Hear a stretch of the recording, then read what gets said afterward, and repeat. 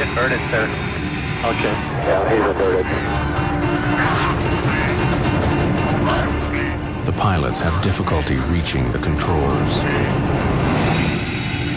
The plane is upside down, but they believe they might be able to roll the plane out of the dive. Mayday! Push and roll! Push and roll! Kick, damn it! Push! Push! Push! Push the blue side up! They tried to fly the airplane even upside down. They never for a moment believed that they could not find a way to control this airplane. Push! I'm pushing! Okay, let's kick rudder! Left rudder! Left rudder! Can't reach it! Okay! Right rudder! Right rudder! Plane was being knocked from side to side. It turned upside down. It was spinning. Persons were being thrown against the walls of the plane, falling out of their seats, and the cockpit voice reporter screaming. Unbelievable, horrible last few minutes of their lives. Are we flying? We're flying! We're flying! Tell them what we're doing. Let me just... damn. At least upside down, we're flying. Yeah. And it was so violently upside down that the pilots were hanging from their shoulder straps. Passengers don't have shoulder straps.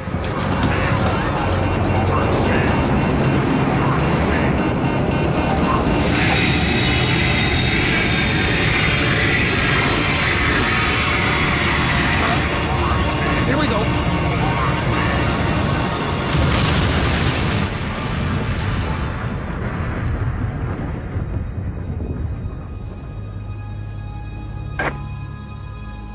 And he just hit the water. Yes, sir. He hit the water. He's down.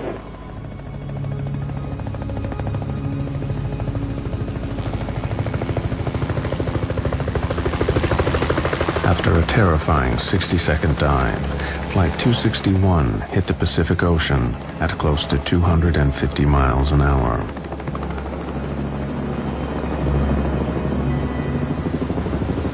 Rescue helicopters were soon at the crash site, but there were no survivors.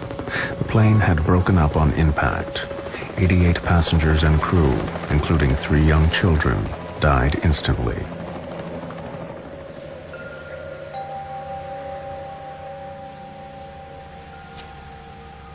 Fred Miller lost his daughter Abby and her husband Ryan. These people suffered on the way down. This was not a pretty way to die. One witness, he said it spun at times, almost like a top. And he said, to think people, somebody who has a life to live is in there, dying. He says it's one of the most horrifying memories I'll ever have.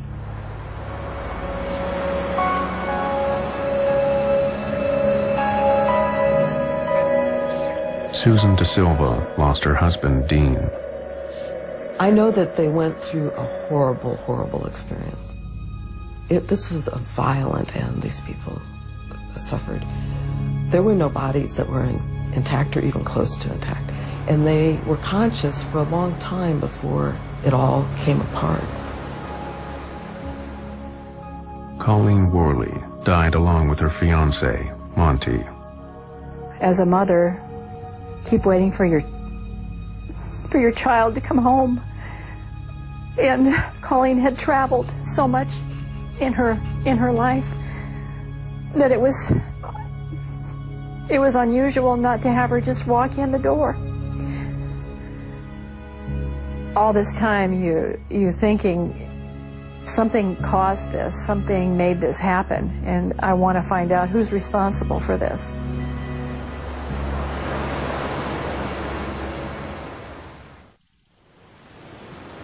The investigation into Alaska Airlines Flight 261 began to swing into gear, but the wreckage lay 700 feet down. So National Transportation Safety Board officials called on Navy submersibles to retrieve the plane from the seabed. We set up a base of operations, and we had a remote operating vehicle with the side-scanning sonar, which they used to map the debris field and get an idea of how widely spread the wreckage was.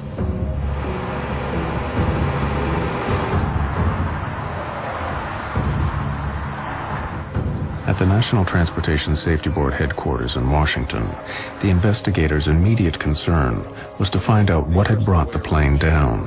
The first clues came from the cockpit voice recordings. LA, Alaska 261, we're with you.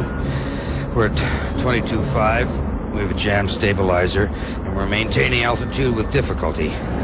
We immediately suspected some problem in the tail of the airplane, which is where the controls are. There's something was wrong back there, and that was the key piece of wreckage to look for.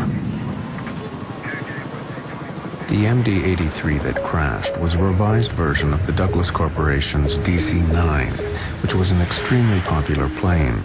Over 2,000 were delivered to airlines worldwide. The engines were at the rear of the plane, and the distinctive T-shaped tail was an essential element of the design.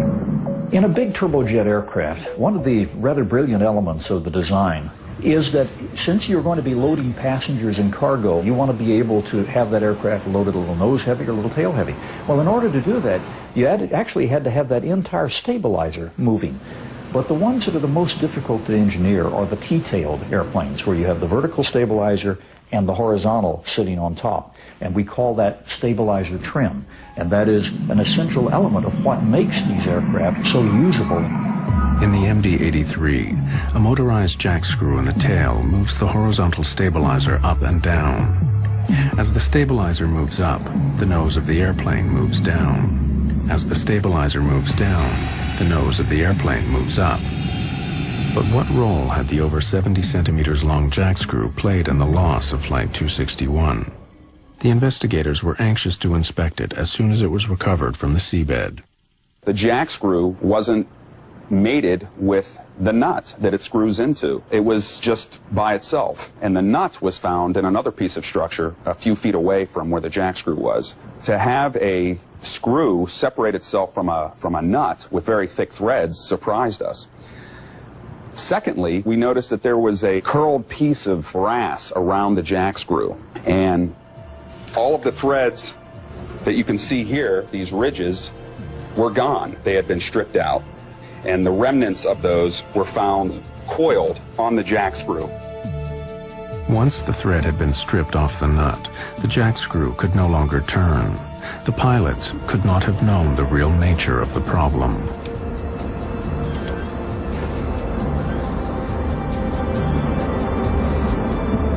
The crew was confronted with a situation that had never occurred before.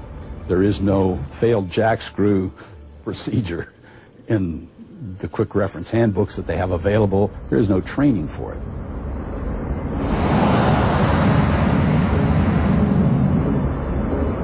When the jack screw jammed, the pilots were unable to adjust the stabilizer. We felt that it was due to the fact that these nut threads had worn away, and it was just too hard for that jack screw under the power of the electric motor to turn. That gave the flight crew an indication that there was a problem.